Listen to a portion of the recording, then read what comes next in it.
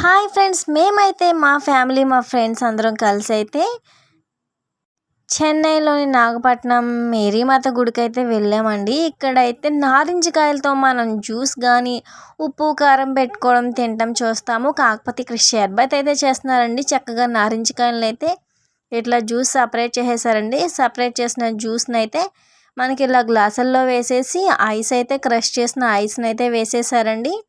And next వచ్చేసి సబ్జాలు అయితే ఉంటాయి కదండి, సబ్జాలు కఠోరా గోధుమ ఉంది కదండి, అన్నీ చలవ చేసేవేనండి. బాడీని చాలా కూల్ చేసే ఐటమ్స్ అయితే వేశారండి. ఇట్లా సబ్జాలు కఠోరా గోధుమ వేసేసిన తర్వాత మెయిన్ ఇంగ్రీడియంట్ ఇదేనండి. వాళ్ళు సొంతంగా అయితే తయారు చేస్తారంట ఈ షర్బత్ని. ఈ షర్బత్ వాటర్ని అయితే వేసేసారండి. చక్కగా స్పూన్తో అయితే మిక్స్ చేసేస్తున్నారు. మిక్స్ చేసేసి చక్కగా సర్వ్ చేసేస్తున్నారు. మనం దీన్ని స్ట్రాతో తాగకూడదు, ఎందుకంటే స్ట్రాతో తాగితే ఇందులో ఉండే సబ్జాలు కఠోరా గోధుమ అందులో ఇరుక్కుపోయి మనం తాగడానికి వీలుండదు. సో మనం ఇలా గ్లాస్తో డైరెక్ట్గా తాగేయటమే. మీలో ఎంతమంది నారింజకాయ షర్బత్ని తాగారో కామెంట్ చేయండి. ఈ వీడియో కనుక మీకు నచ్చితే వీడియోని లైక్ చేయండి, షేర్ చేయండి, మన ఛానల్ని సబ్స్క్రైబ్ చేయండి ఫ్రెండ్స్. Please, thank you.